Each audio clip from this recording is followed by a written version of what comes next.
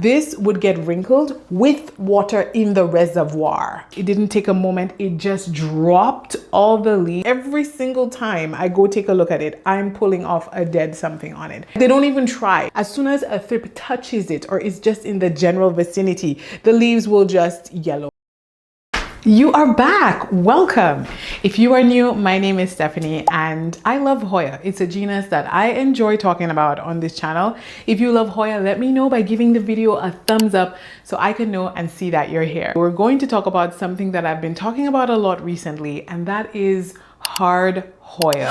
We are going to talk about 10 of the most difficult Hoya in my collection. I actually did this video for the very first time 1 year ago where I talked about 10 of the most difficult Hoya in my collection. Actually did a follow-up video recently to that video talking about whether I think those Hoya are still difficult or not. That's an interesting one. Yeah. In today's video, I'm going to talk about 10 new Hoya. How is that possible? I have way too many Hoya. I'm going to talk about 10 new Hoya that I've gotten in the past year that I think are difficult. Some way more difficult than others, but over the course of me having them, they've just been, not easy. You may be wondering what's difficult to Stephanie, because what may be difficult to you might not be difficult to me. So if a plant is any 2 or 3 of the following things I'm going to talk about, to me, they're difficult. If they lose leaves easily, rot easily, if they are such a pain to propagate, if they're not flexible with light, so meaning if they need grow lights and they're not able to grow well if they're in a window where some days are cloudy and some days are sunny, if they're not resilient, and if they are pest prone, if they're a couple of those 6 things,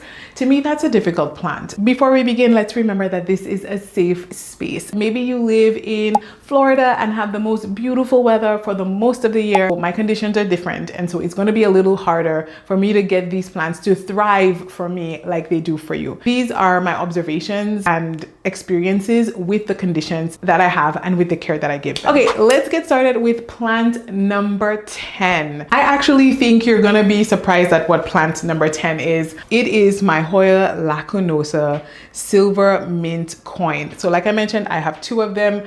Both are growing in pond in semi-hydro. I almost lost this plant, and so I decided to take cuttings and try again and get this one. I also wanted to see what it would be like to grow one trailing, because I've only grown it on a trellis. That's why I have 2 separate plants. With this plant, I'll briefly mention that I have had it for about 1.5 years. I got it, I think, in January of 2024. It thrived, and then it struggled when I put it into an organic mix. And when I put it into pond, it took so long to recover from pond. But when I sprayed it with my orchid spray, it just bounced right back, and it's doing so much better. It does lose leaves easily. I find this plant, when it's unhappy, it will lose the newer baby leaves easily. It will also lose older leaves easily. It's actually very easy to propagate, so I'll give it that. When you stick it into some water, it doesn't rot easily, because I find that Hoya with fine non-woody stems, I do find that they rot easily. But this one, surprisingly, it doesn't rot as easily. Or it could be because I have such a bigger plant that I can get more tries, versus some of the other Hoya that's on this list. My plants were much smaller, so I had less chances. But anyways, I find it propagates really well and it roots really easily. But what makes this plant difficult for me is that it's pretty susceptible to pests. It doesn't resist thrips very easily. I've never had any other pest other than spider mite and thrips. I had one aphid one time, and I've never seen aphids again since then. And the thrips seem to love this one. These leaves, I find they get limp and weak and wrinkled super easily. It's family to the Caniana. So you remember the Caniana Super Silver is on my list of hard Hoya. Although it's easier than the Caniana Super Silver, I still think it's similar enough to that plant, carries some of the same difficulties as that plant. So to keep this one happy, I would not place it in a window where it's at the mercy of the weather. I definitely would grow this plant only under grow lights fertilize regular, and definitely grow it in a self-watering pot because it's thirsty, and that's going to be the easiest way to stay on top of the watering. But apart from that, it's a lovely plant, and if I lost it, would I repurchase it? I probably would. I'm in love with the coin-like looking leaves. It's so beautiful. It just has a little bit of that leg up, like a little bit of an edge that makes it a little bit nicer than the Caniana. In my opinion, the leaves are just a little more glossy and a little rounder. That makes it just a little bit more beautiful, but it is a tricky one. And so that's why I've decided to place it. My list is on the floor as number 10. So plant number 9 is one that might surprise you because it is one of the few plants, the few Hoya, where the splashy version is not as easy as the all green version. The Hoya Matilde Splash. I love this plant. 2 pieces. Lovely. I mean, I like the Matilde, the all green version, but the Splash is just so much more beautiful. And if you can get a nice specimen, it can give you those, you know, silver like leaves. It is just absolutely stunning. I love this plant, but it is so difficult. I've had to restart this plant more times than I can count. For this year alone, we're in July. I think I have restarted this plant 3 times for 7 months into the year. And so that's probably why it is the size that it is, because I've had to restart it so many times. I think I even sort of restarted it, or I had to repot it in June. I was going away for a couple days and I just noticed that it was wrinkling and struggling and just not recovering. So I quickly unpotted it to take a look at the roots, and happily the roots were okay. I do think it rots easily. It is nowhere near as resilient as the all green version. Like the all green version, a couple days ago, I let it go wrinkled accidentally. I want to say it was an accident. I was just being lazy. It's fine now. I watered it and it didn't lose any leaves. It didn't drop the peduncles. I'm watching it because it's right there. It just pumped back up and kept going. Not this. This cannot do that. This would get wrinkled with water in the reservoir. Oh, and I do think that the reason it started having these issues is because I top watered it. I think it's the same issue that I had with one of my recent Hoyas that I talked about, my Rebecca. When I top water it in pond, it didn't quite like that. It is not as resilient, definitely, as the all green, like I said, or some of my other Hoya. It's susceptible to thrips. I know someone might be saying, but you know, thrips can combat, like thrips can attack anything, and that's true. Thrips can attack anything, any plant, but I just feel like there are some plants that resist them so much better. There are some plants that you will see one thrip on and that's it. You'll never see a thrip on it again. But there are some plants you will never only see one thrip. You will always see more developing. And it's almost like they love certain plants because maybe they will breed and multiply more on certain plants than they would on others. Or it could just be timing. It could just be some of the other plants I just happen to have seen the one thrip that one time. I look at all my plants regularly, if not every day, at least every other day. Every plant gets like a solid looking at from me because it brings me joy. I enjoy that. That's part of my mental health care. And this plant, you always, if it has a thrip on it, you can best believe if you flip over a leaf, you will see those little black dots of it, you know, developing on there. So definitely can be tricky. It does rot easily when you try to propagate and when you try to repot. You know, repotting, not too bad. If you blast it with light, it can handle a repotting well, but propagating it, the vines rot easily.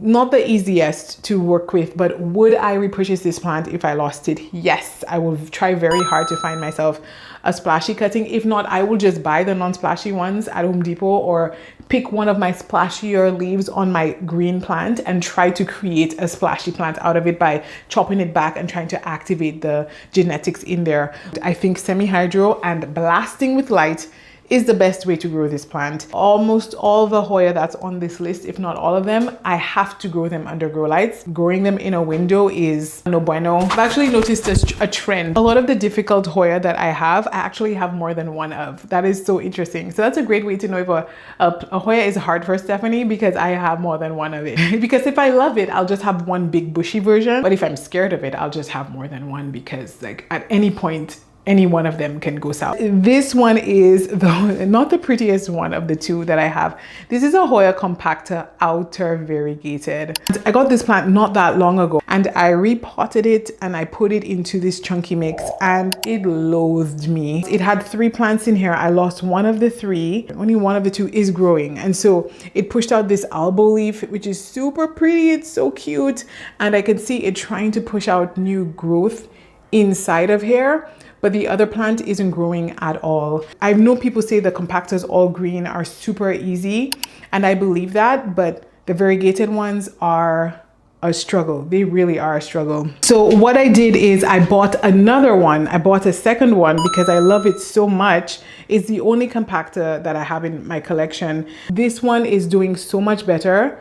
I was a little bit more gentle when I repotted this one, and I don't remember what I did differently. I don't actually remember what I did, but I tried to be a little bit more gentle. I did lose leaves. I have lost at least 3 or 4 leaves, but this one is pushing out a lot of new growth. Not a lot, but it's pushing out some new growth. It looks, is it? Yeah, I think it has pushed out some new growth. It has. Oh, right here. There it is. I know it had new growth somewhere. So it has new growth in here. So it's doing well. It's still losing leaves, but just not losing leaves at the rate of the other compactor that I had, and it's doing better. So maybe we can say that I have improved at repotting compactors. It's in my DIY mix. I'm still not out of the woods with these guys yet. I'm optimistic, but I still think that they could turn at any time. They're growing under Sansi grow lights, and they seem to really, really like them. Number 7 spot is a plant that borderline frustrates me. It's actually a plant that's actively declining as we speak. I need to go and cut it and try to restart this plant for the gazillionth time. This is my Hoya Caniana.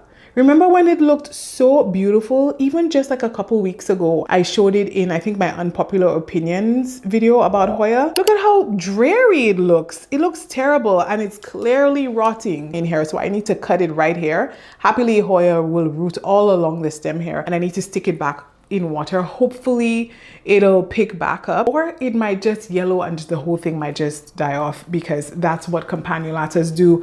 They are not resilient at all. Thin-leafed Hoya, they are my nemesis. The leaves fall off so easily, and the only thing I did, I would say the only thing that I did was, I can't say the only thing that I did. It's probably upset about something else. But what I did recently is I chopped it because it was getting long and tried to propagate it. Even the propagation died. I put it in water. Even that rotted. Like, this plant is just so dramatic, so dramatic. I had all green cuttings that were gifted to me by Jenna. She's out a couple new leaves and then would just drop it. So I feel like all that I'm doing with this plant, it probably needs a little water too. Constantly, like as it pushes a couple leaves, cut it, try to propagate it, and then constantly propagating and sticking back in, because it just will grow like 4 leaves and then fall off, and then do it over and over and over again. Quite frustrating. I have it growing here in my homemade pond, and in just this random cup. This plant it can be a fast grower when it's happy, but it will lose leaves even faster. And it is a thrip and spider mite magnet. Immediately the leaves will start to yellow. They don't even try to fight back. As soon as a thrip touches it or is just in the general vicinity, the leaves will just yellow and just get a spot on it. Even if I don't see a thrip, just that a thrip was on it at some point, or maybe laid eggs on it. Like, it just, yeah, it's frustrating. Would I repurchase this? I wouldn't repurchase any of it, but I do want a Campaniolata in my collection. I do want to have a splashy one, but I don't see myself spending money on it, just because, again, they rot so easily. They will burn very easily. So it's trying to find the grow lights that they like and will grow well under without burning them. And it's just, they're a little bit of a headache. Here's one that I think a lot of you will disagree with. A lot of you will disagree, because I've seen other creators with big, beautiful versions of this plant. And I even gave someone a cutting of this plant and theirs is thriving, and mine's long gone, long gone. And that is the Hoya Brugge. It speaks to the same opinion that I have, that thin-leaved Hoya, they are so difficult. The Campanulatas, I've said this a million times before, all the thin-leaved, thin-stemmed, the non-woody stemmed Hoya, they are so much more difficult than the thicker, more succulent Hoya. And I think that's why a lot of people gravitate towards the Compactors and the Obavatas so much more than the other Hoya. I got the Brugge. I think I purchased it twice. No, did it?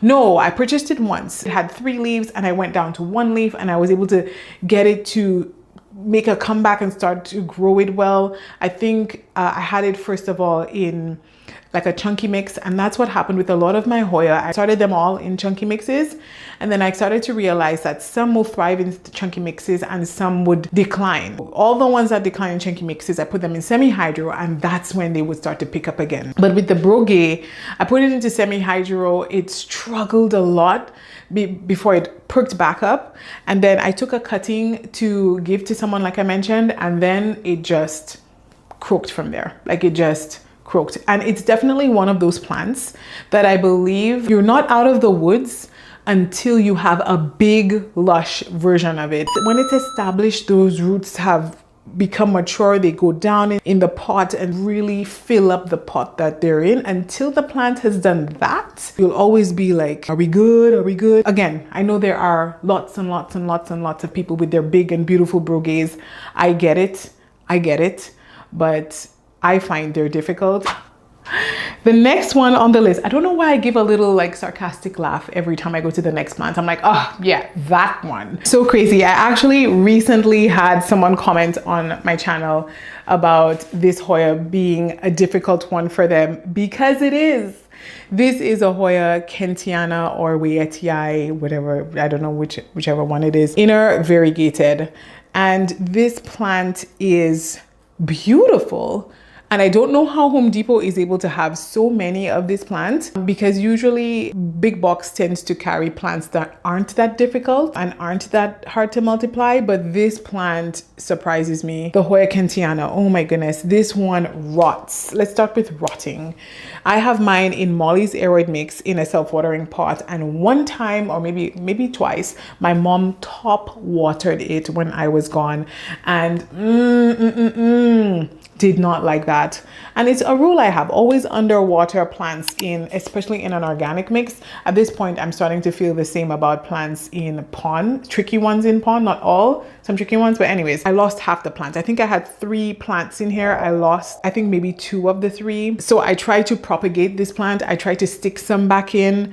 I think one of the many that I stuck back in stuck, or maybe none, but I will say one just to leave room for error. And then I tried rooting it in water. Even if it has those big juicy aerial roots here, it did not root well for me in water. I was thinking, oh yeah, it's got big aerial roots. Like, of course it's gonna root well in water. It's gonna root well if I stick it back in. Oh my goodness.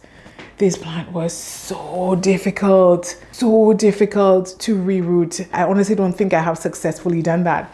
It will lose baby leaves quite easily. Every time I go at this plant, every single time I go take a look at it, I'm pulling off a dead something on it, even when it's doing well. And this is it doing well. I feel so negative, but I just want to validate anyone else who is struggling with these plants, because you are not alone. Some of these plants are very difficult, especially, like I keep saying, if you live somewhere where you need to supplement with grow lights. These plants are very difficult.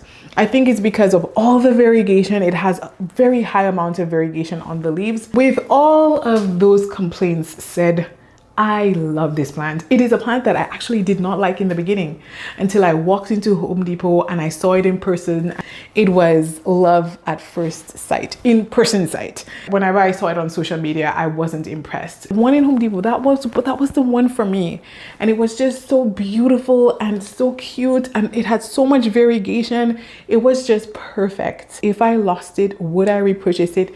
Yes, I will, because right now they sell at Home Depot for like $5 or $6 for a nice plant. Like it's not huge, but it's good. And for $15 you can get like a bigger one, maybe this size for $15 at Home Depot. Mine was bigger than this, but like I said, I lost like 2/3 of the plant. I would buy a tiny one and then just keep trying to restart it, because there comes a point when you repurchase a plant so many times that the cost of that plant for you goes up so much. So I'm trying to avoid that with some of these plants. So I would just keep trying to propagate when I see it decline. As soon as it declines, I just try to avoid calamity. But the next plant on the list, again, it's super hard to talk about some of these plants. It makes me sad. Some of them, I know they're difficult. Yeah, but some of them, like when I know what they used to be, or when I know that I've seen like a million thriving versions of them on social media, it makes me a little sad. For anyone else who shares my struggle, we're in this together. I know this will come as a surprise to a lot of you, but it's true. It's true. It looks so pitiful. So pitiful. This is my Hoya Bella, the all green version. This plant, if I tell you how many times I've restarted this plant, you will not believe me. Could it be that this one was a dud? Could be, but I did have this plant growing beautifully a couple times for me. Like I was able to get it to do well for me before. So I don't know. I don't know what it is. Is it that maybe I top watered it? It's growing in my DIY pond mix. I have no idea, but I find with the Hoya Bella, when you try to propagate it, it will just drop off the leaves like nothing. Like look at how pruny and crusty this is. This looks terrible. And I've been saying that I'm going to try to reroot this plant so many times, like just take it out of the mix, cut off all the roots and stick the whole thing into water and then see how it reacts. And then if it starts to decline, like start then chopping it into smaller pieces, just because I feel like I struggle so much when I cut off a piece. The thinner, less mature bits, when I try to put those into water, they rot really fast. Just find the Bella loses leaves easily, it wrinkles easily, very awkward to grow. Like when you grow it, like it's true, it does branch out, but a lot of times it's like this very awkward. Yeah, I do love the Bellas though. And I specifically name this one because my inner and outer variegated does not behave this way. Like I have never had trouble with my Hoya Bella inner and outer variegated. Never. I have, even for the outer variegated one, I think I've even cut bits and stuck them back in and they grew. But for some reason, my all green version, it just will not cooperate. It just will not. And it's crazy because usually, like I said, variegated versions are usually harder than the all greens, but this one is giving me such a hard time. I haven't ever seen pests on it. It has no pests. I think it just rots super easily and it's hard to propagate. So it's just very hard to keep going in a circle with a plant. It rots easily, but it's hard to root. I left it in here hoping that it would catch itself back, hoping that it would reroot itself, because Hoyas do that a lot. Sometimes you can just leave them and they will start just fixing themselves and rerouting themselves. Yes, it will take forever, and yes, they need a lot of light to do that, but that has happened for me so many times. Like just don't panic, let it do its thing. But with this one, for some reason, it's not working. I have it in a west window, and it could be, again, being in a window, the sun isn't as consistent, but we've had a pretty sunny summer. Like it's been pretty hot. Maybe I'll just stick it in here. Higher humidity, see if the higher humidity of this cabinet helps. That I was told was difficult when I got it, but I refuse to believe it was difficult, because I finally got it to do something and then it started kicking up a fuss and I was just like, okay, fine, they were right, it's difficult. And it's this Hoya Sigilatis Borneo. This one, like I said, when I bought it, she said it wouldn't grow for her. I put it into direct sunlight and it grew for me very slowly, but it grew way better than it did when it was under grow lights.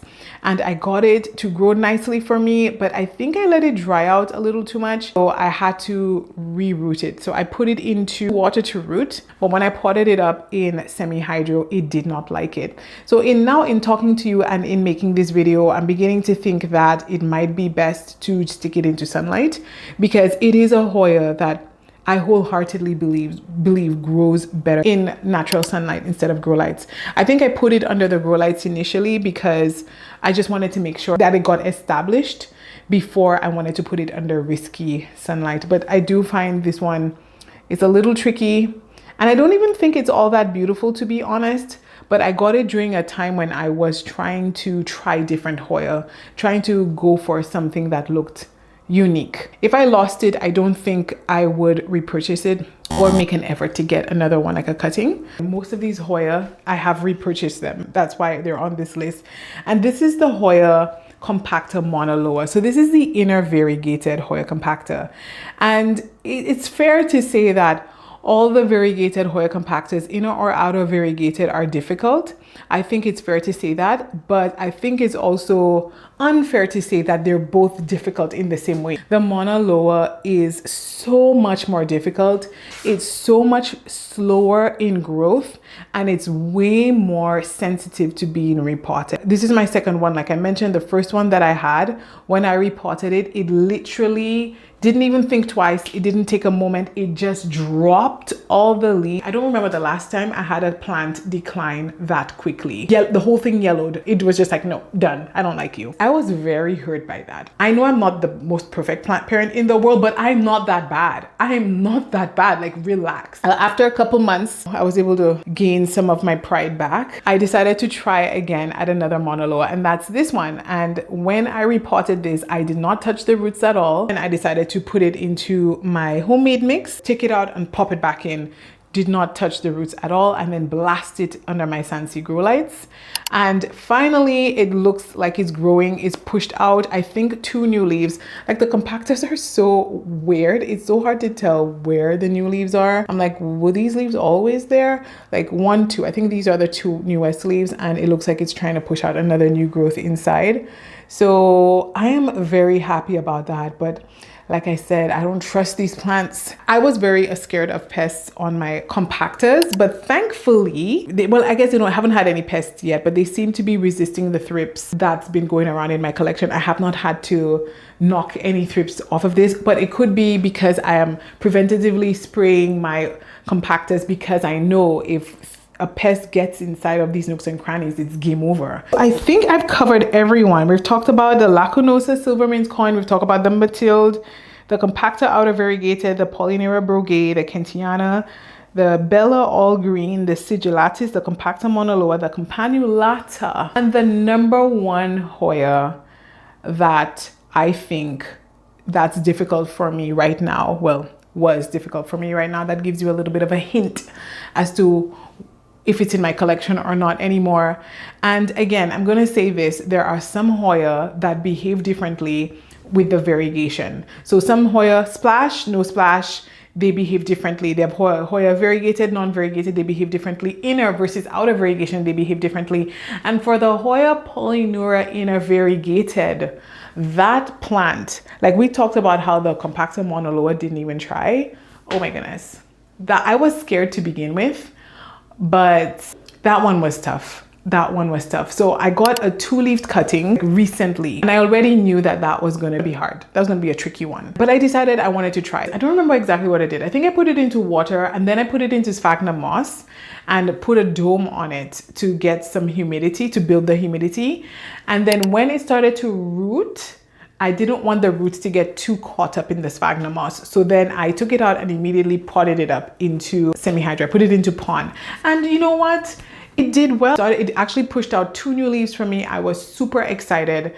And I saw a thrip on one of the leaves. So I sprayed it. It was under the grow lights. I know, my bad. I know the part that I have to play in this process. Don't think I don't know. You'd think that maybe just the new leaves would die. You'd think that maybe part of it, just the whole thing croaked. It did not even try. It just fell apart. I am not surprised. Again, inner variegated plants, I find, are the most difficult type of plants. Compared to splash, inner, outer variegation, all green, inner variegation is the hardest. Plant needs the green to survive, and the inner variegation uses up so much of the leaf that it's very hard for the plant to make food. So it's way more finicky and way more, yeah, it reminds me a lot of the Hoya Caniana inner variegated, that very delicate and very sensitive. And yeah, so I'm in the works of getting another one of those to replace them.